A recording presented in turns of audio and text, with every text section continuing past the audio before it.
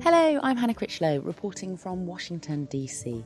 for this special Naked Neuroscience podcast in partnership with the International Neuroethics Society and the Wellcome Trust, where we'll be taking a journey into the future to explore how brain research could shape our future society. In the last two episodes, we welcomed in the era of the brain. We discussed the colossal cash injections, including the Human Brain Initiative and the Human Brain Project, that hopes that we can peer into the human brain as never before. And we started to discuss how, as a society, we should best use the data that comes out. Plus, we met the robots that may be caring for our increasingly elderly populations in the future. In this episode, we explore how the US Defense Agency, who are involved in creating the internet, are also involved in producing these new human brain imaging techniques, and we get their take on how they might be used. And when any new technology comes about, there will be somebody who's going to think of good things to do with it, and there are going to be other folks who think of bad things to do with it. And you can't let that limit you in terms of proceeding forward on the technology, because in the advance of the technology, you may in fact find the solutions to those bad uses. And we discuss if we really have free will, or can we simply state that our brains force us to act the way that we do. You can equate free will with self-control, and that self-control or self-regulation is where our conscious brain can direct our unconscious impulses. Plus, the brain isn't fully developed until the mid-20s, making teenagers more likely to take risks, have poor decision-making, and be more susceptible to peer pressure. We explore the ramifications of these findings in the courtroom. Seems to actually be gaining a lot of traction in the US. It seems that judges and courts and policymakers find that to be an appealing reason to try to be less harsh, less long-term in the way that we treat juveniles, and to try to have more compassionate decision-making with respect to them, understanding that their brains are likely to get better over time, that they're likely to exercise better judgment over time. All to come.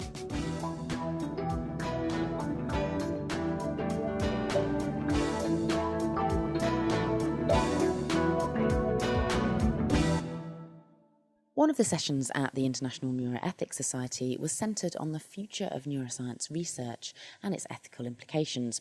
I met with a panellist to discuss the issues raised. My name is Jeffrey Ling. I'm at the Defense Research Projects Agency. I'm the director of the Biological Technologies Office. So the internet, clearly one of the major advances of the last century. The program was initiated by Dr. J.C. Licklider. And when Dr. Licklider put together the internet, he realized the great potential that it had. But as he proceeded forward, I doubt very much that he actually thought about some of the negative consequences, such as that there'd be some malfeasance around using it for child pornography. But even if he had known that, it was not a good reason not to proceed forward with the technology. So even though we have now the dark web, where there's lots of child pornography and also drugs being sold and people being trafficked and also people being murdered, for example, via the dark web. Even though there are lots of negatives associated with the internet, there's also lots of positives. And President Obama sees neuroscience as potentially a similar scenario. I agree. With everything good, there's always the bad. And when any new technology comes about, there will be somebody who's going to think of good things to do with it, and there are going to be other folks who think of bad things to do with it. And you can't let that limit you in terms of proceeding forward on the technology, because in the advance of the technology, you may in fact find the solutions to those bad uses. So for example, in the dark web, we find that the internet, as we know it for most people, they're able to monitor that activity and have some level of control over it. So there has to be a parallel one developed for this other one. But then as technology will advance even further, we'll find ways, in fact, to manage that. So what I'm saying to you is that many times the solutions for some of these problems can be found within the technology advancement itself. What kind of technology and what kind of neuroscience research are DARPA funding? So at DARPA, we're really looking at neurotechnology as much as the president mandated in the BRAIN initiative, which is Brain Research Advanced Through Innovative Neurotechnologies. We're focus is to build neurotechnologies such that these technologies will, in fact, be enabling to the neuroscientific community at large. So a particular technology in the hands of one neuroscientist may have one function, in the hands of another neuroscientist may have another. But there lies the beauty of it. A hammer is a classic example of a very useful, broadly applied technology. A hammer in the hands of a sculptor will create art. In the hands of an orthopedic surgeon will repair a hip. And a hammer in the hands of a carpenter will build a house. We view the same thing for neurotechnologies. The ability to look at functional data, potentially at anatomical data at different scales, will in fact be transformative as well as informative to the neuroscientific community. And those are where we're focused at. And currently, neuroscientists are using quite dated techniques in order to peer into the brain. And so that's why President Obama is really interested in investing in new technologies that will revolutionize the way that we can look at the human brain and see how we behave. And that is indeed true.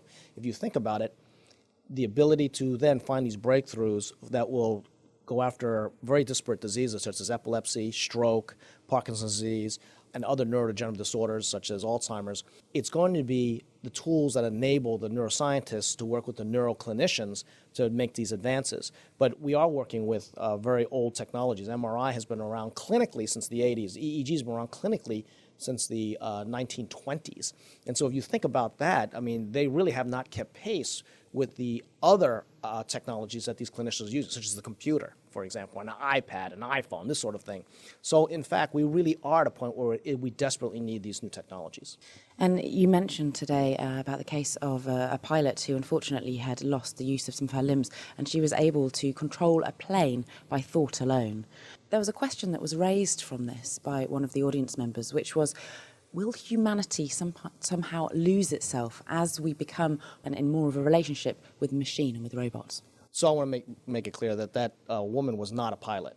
That was the amazing thing, is that she was just a regular person who had become quadriplegic due to a disease process. And in fact, when we were able to do this interface, she was able to show that she was able to fly or control, I should say, a simulated aircraft as well as a seasoned pilot, which is really quite extraordinary. It tells you the opportunity space for some of these neurotechnologies.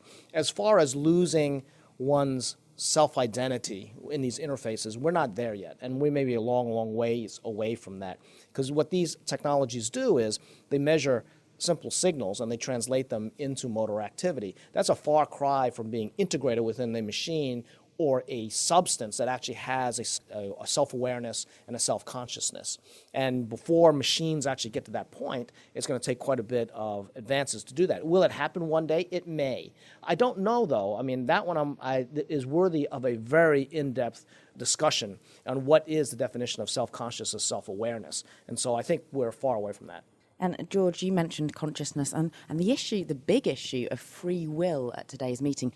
George Koob, and I'm director of the National Institute on Alcohol Abuse and Alcoholism. Well, basically, I raised the argument of free will versus my brain made me do it. And you can take that argument from philosophers who would argue that there is no such thing as free will, because basically they argue that these false assumptions about that we could behave differently than we did, and that most of our conscious activity is in the present things that we select. And so we've learned a lot about how the brain makes selections, and we know that habits can be formed in some basic parts of our brain. We know our stress responses in some basic parts of our brain that even reptiles have. But in the end, I kind of fall in the zone of Patricia Churchland, who argues that you can equate free will with self-control, and that self-control or self-regulation is where our conscious brain can direct our unconscious impulses. Key part of that is the frontal cortex, and a key part of that frontal cortex is the ventral part of the frontal cortex. And then you get into a neuroethical question as to what happens when you have damage to that part of the ventral prefrontal cortex, whether it's through developmental issues or whether it's through excessive alcohol use as an adult. And I think that's a question that remains out there to be solved in neuroethics, is that when is it really true that your brain made you do it? So as we're finding out more and more through neuroscience on how the brain of an alcoholic, for example, may look, you might say that they have brain damage, and that is causing them to impulsively and compulsively go towards alcohol. Exactly right. You could make that argument, but you can also make the converse argument that that brain has the capability to recover that dysfunction. And we know that to be the case in alcoholism because individuals do recover and they use a much more diffuse pathways in their brain in that recovery process. So I think it's kind of a cup half empty, cup half full position. While you're engaged in excessive drug taking behavior, you may have a dysfunctional brain, but the brain, when it goes abstinent, has the capability to recover normal function. That would be the way I'd look at it. And talking about treatments, Tom, you made the point that although we're actually at a precursor meeting to one of the largest neuroscience conferences in the world, where over 40,000 neuroscientists are converging this weekend in Washington, you made the argument that although neuroscience is finding out lots of things about basic brain function, and that there are more and more neuroscientists being employed, we haven't actually made a huge leap or huge translation for patients in the clinic or homeless people on the streets, for example. I'm Tom Insel. I'm the director of the National Institute of Mental Health. Well, that's the case. So the public health data speak for themselves. When you look at measures of morbidity and mortality, what's striking is the lack of change. That we have seen remarkable improvements in life expectancy, and we've seen reductions, really profound reductions in some areas for mortality, whether it's in heart disease or acute lymphoblastic leukemia or certain forms of stroke. We've done really very well. But when you look at suicide, it's striking that over 20 years, there's really not even a hint of a reduction in the numbers. And the numbers are very unsettling. 39,000 suicides this year in the United States expected, at least based on the historical trends. And that's double the number of homicides. So we're talking about very large numbers. There was a time in this country when homicides outnumbered suicides. Those are down about 50%. Suicide hasn't budged. Suicide 90% of the time is related to a mental illness or some form of brain disorder. That's inexcusable that we haven't been able to deliver to begin to save lives when they are when the actual numbers demonstrate just how prevalent this is. And so, bearing in mind that we're about to have a big celebration of neuroscience at the conference, how on earth do we try and translate some of these findings to help patients that have mental health issues? Well, there's sort of two sides to it. I think you do need the deep dive on the brain, and you need to understand much, much more than we understand today about how the brain works. The imaging is spectacular that we're seeing, but to be fair, what we can do in mice for imaging as well as for diagnostics and therapeutics is way, way beyond where we are for humans. And that's really the challenge for us as a neuroscience community. How do we get to the point where we can take the kind of molecular cellular systems understanding that we have and some of the tools that seem to be working so well for simple organisms and take them to be able to study the human brain, developing a human neuroscience, and then to use that to actually make a difference for people with brain disorders. And one of the audience members today, we were discussing some of the ethics raised by how this research might be used, so research that's coming out of peering into the human brain. This audience member made the point that as a neuroscience community, maybe we have to see ourselves as part ethicist and start to tackle these issues individually as neuroscientists. Do you agree with that? Or do you think it's the job of the policymakers and the ethicists? George? Well, when you submit a grant application, you are, more importantly, a training application in the United States. You are required to take a course in ethics that's administered by your institution. It wouldn't be too much of a stretch that was also included some neuroethics for people who are involved in training for the neurosciences. So, for example, postdocs at the Scripps Research Institute have to take this course, and it's required of all postdoctoral fellows, and it has to be put on the application, or the study sections that are reviewing the application will find fault with the application. So that's one parochial take on it, but this could be expanded in such a way, and maybe will be, based on our discussions today. And Tom? I'm not sure that I really understand that proposal. I don't know what it would mean to expect all neuroscientists to begin to incorporate neuroethics or ethics. I think I'd have to understand what the neuroscience area was about, and I'd have to understand what that practically means. I have to say that today there are so many requirements for someone who wants to do science. I'm a little bit cautious about increasing the demands or the requirements that will create a speed bump. I'm okay on the guardrails, and I'm okay on the idea that we could use those flashing yellow lights at times, but we know so little, and the needs are so urgent. I want to make sure that we're not getting in the way of progress by asking too much of people. And Jeff? I have nothing more to add to that. And so, very final question. What do you think might be the dark sides that may emerge from the BRAIN Initiative and the Human Brain Project, for example? Can you foresee, can you look into the future and say that there might be some dark internet type analogies that might come out of the data? Starting with you, Tom. One of the biggest concerns I have about the BRAIN Initiative is that it won't be able to accomplish the dream, either positive or negative, of what could be done here. There is no question that the challenge is great and the need is even greater.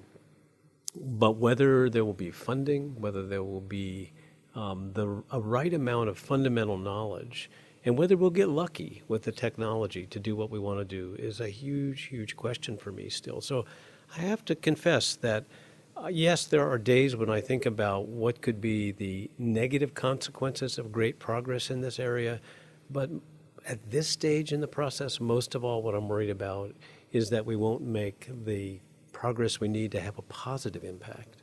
George? I would think that my dark side would be the issue about neuroethics.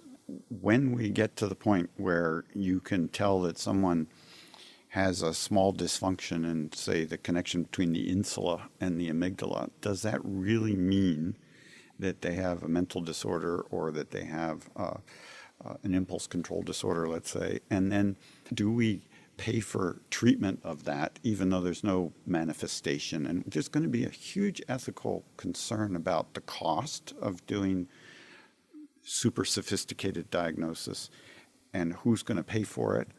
And is it really necessary, and who's going to have access to it? So all of the questions that we always have about healthcare are going to be expanded, and it's the way I would argue. Particularly relevant for America, where you don't have the National Health Service. And lastly, Jeff. Well, I would say that the thing that I worry most about on the dark side is, in fact, what I would say is an exaggerated concern. Because a lot of these things in the near term, certainly just about all the things in the near term, are really meant to improve the human condition. And one of the problems that you have in any of these things that as you try to improve the human condition is that you do worry very much about the downsides, the negative or untoward consequences, as it were. So to put it in a very blunt way, I believe that there's things called the one-third rule. And the one-third rule is 1/3 of the work and the effort goes into the basic research. 1/3 is just getting through regulation. And 1/3 is getting through the commercial hurdles before you actually see any of these things making it out into the patient and into the bedside. So when you think about that, that means only 1/3 of it is actually the research. The other 2/3 are actually hurdles to get through to getting into the bedside. And that, to me, is really the darkest side right now as far as I can see it.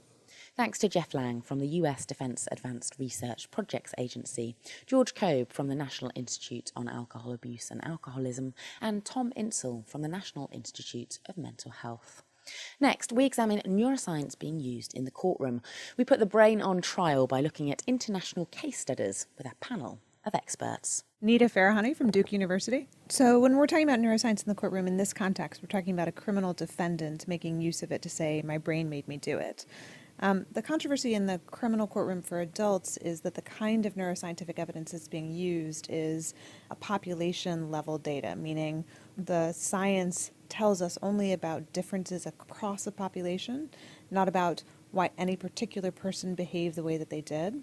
And so when an adult criminal comes into the courtroom and says, my brain made me do it, and here's the brain scan that proves that that's true, it's problematic because the science doesn't support that kind of individualized assessment. So, for example, that would be a psychiatrist's holy grail, wouldn't it? If someone could have a brain scan and then the psychiatrist would be able to say, oh, yes, you have schizophrenia or you have psychopathy, and then they can start treating immediately based on that brain scan result. The science just isn't there yet.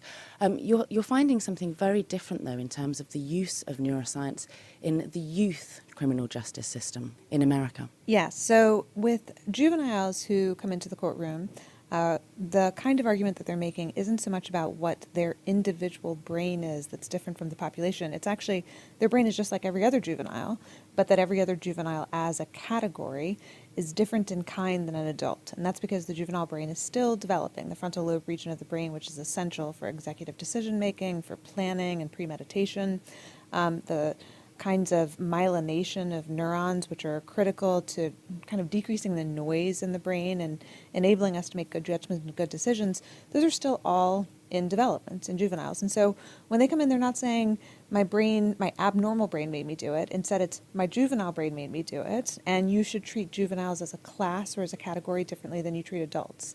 And that kind of claim seems to actually be gaining a lot of traction in the U.S. It seems that judges and courts and policymakers find that to be an appealing reason to try to be less harsh, less long-term in the way that we treat juveniles, and to try to have more compassionate decision-making with respect to them, understanding that their brains are likely to get better over time, that they're likely to exercise better judgment over time. So it's not the case that young people who may commit crimes in their teens would then be incarcerated for 100 years, say, with no chance of appeal. They would be able to say, well, my brain was in a certain state as they were a teenager, which would fit with the neuroscientific data as we understand it now, and then rehabilitation processes might be able to be incurred. You found some really interesting results in Canada in terms of the way that the justice system looks at different individuals very differently based on the risk and the neuroscience data. Can you tell us a little bit about the cases there? Certainly, yes. Hello, I'm Jennifer Chandler. I'm an associate professor at the Faculty of Law, University of Ottawa, Canada. I was comparing two cases involving 14-year-old offenders in Canada, both of whom were able to claim that they had immature brains, and so that should be taken into consideration. And indeed, the Canadian law explicitly does that in the statute. But in addition, they had another cause of disability, which was brain damage due to prenatal alcohol exposure. And so what we saw was perhaps a willingness to take into consideration that their brain was immature and they might get better, but that was constrained by the sense that they had permanent serious brain damage due to fetal alcohol exposure and they would not get better. So it produced very different results in these two offenders, one of whose brain damage was more severe than the other. And while we might have said, well, he had more diminishment of his capacity and so was less morally blameworthy, he ended up with a much longer sentence because of concern that he would be very difficult to rehabilitate. Isn't there the case that really anyone who commits a crime might have some kind of brain damage or some altered brain function, which allows them to act in a way that isn't in keeping with our society and our legal system? So in that case, couldn't you say that any criminal has diminished responsibility? Hi, I'm Lisa Claydon. I'm a senior lecturer in law at the Open University. You aren't in a criminal case going to look at that as an issue unless the defendant wants to raise it.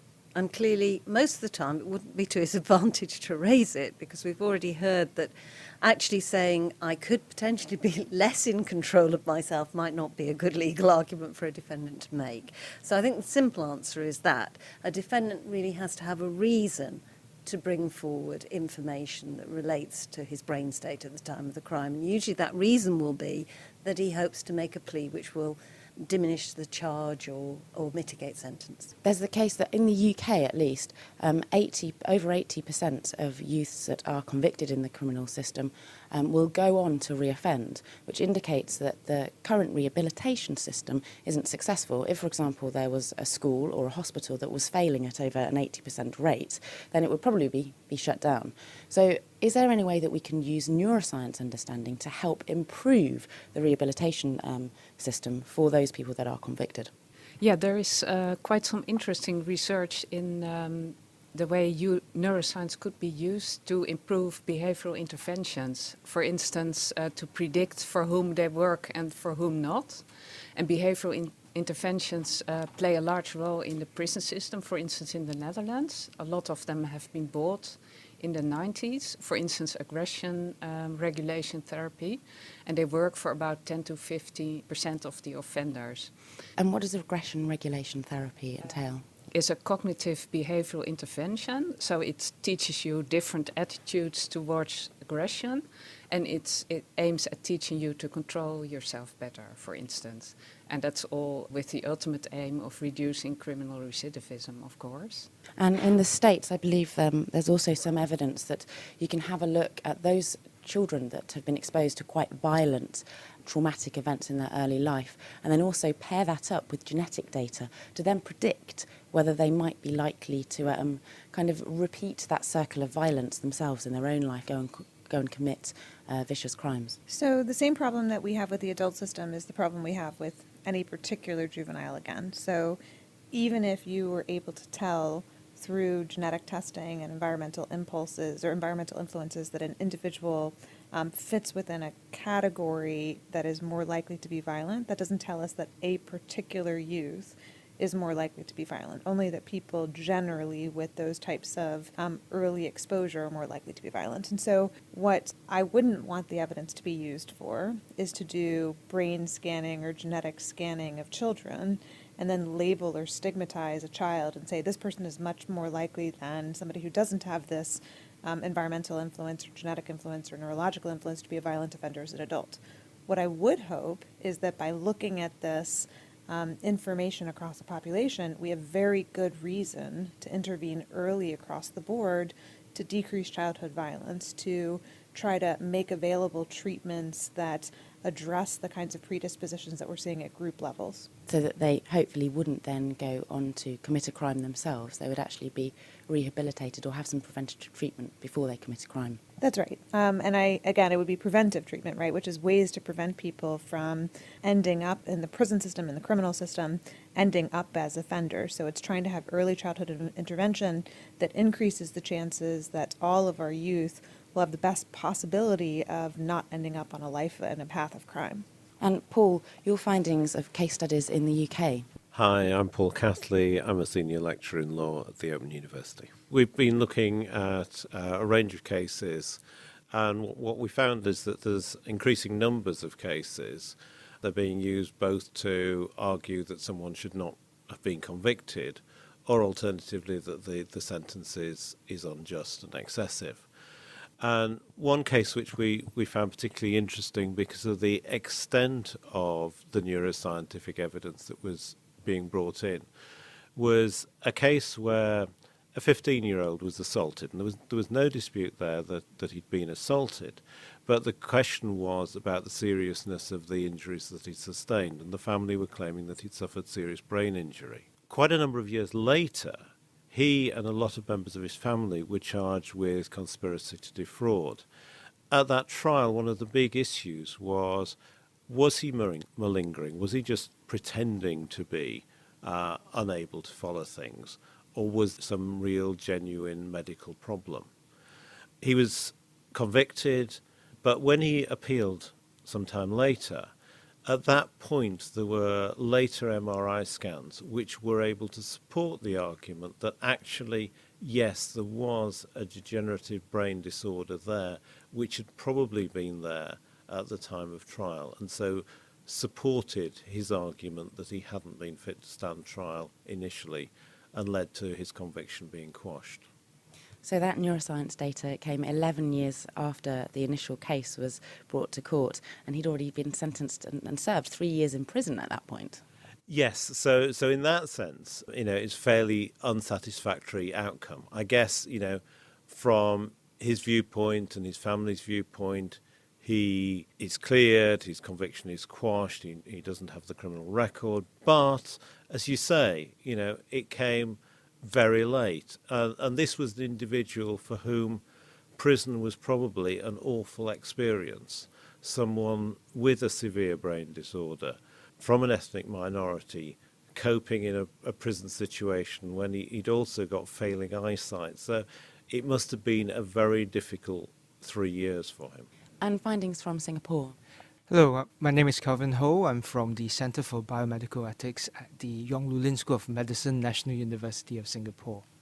I think neuroscience evidence has been very helpful in the way that courts have come to understand their own role.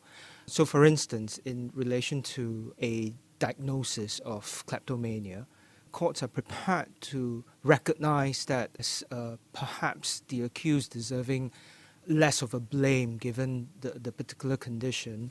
However, I think the court has also emphasized that the court may be somewhat lenient in terms of whether you ought to be blamed for shoplifting. It's quite a different situation in keeping to a particular plan. So the court saw its role as ensuring that some of these young people who have been diagnosed with kleptomania keep to particular treatment plan rather than to punish them for a particular condition that I think it is prepared to recognize that these young people have no control over. And then last point really, do you think that neuroscientists need to be trained at communicating their work to lawyers so that they can actually provide evidence in a court setting? Yes, I think that would be a very good thing to make clear which tests are ready for use and which aren't. That would be very important, I think. I would agree. I don't know whether Nita would agree with that. Absolutely. One of the problems right now is the mismatch between neuroscientific understandings and legal understandings of some basic concepts, like what does it mean to engage in a voluntary action, what is a mental state, and the miscommunication that occurs between the two right now is causing a lot of problems on both sides in terms of understanding and appropriate use of neuroscience in the legal setting. So I think neuroscientists need to be better trained to communicate with public policy makers and legal decision makers need to be better trained to understand and appropriately incorporate neuroscience and to not incorporate neuroscience where it's inappropriate to do so. Yeah, I think that's really important because it's interesting that courts in Singapore and Malaysia have asked counsel to introduce neurological evidence. So I think there is receptivity there. Courts also recognize that neuroscience is a very important decision-making tool because they seem to attribute a certain level of objectivity. Thanks to Nita Farahani, Lisa Claydon, Jennifer Chandler, Paul Catley, Catty de Kogel and Calvin Ho. Well, unfortunately, that's all we have time for in this special series of Naked Neuroscience. I'm Hannah Critchlow and I've been reporting from the International Neuroethics 2014 meeting, hosted at the AAAS, so the American Association for the Advancement of Science, at Washington, DC. Thanks to all those who took part in the programme and to the Wellcome Trust for their generous support. In the next episode, I'll be reporting from Calcutta, where I'll be meeting the President of India, who is opening a brand new neuroscience hospital and research facility there. So hopefully see you next month to open our minds.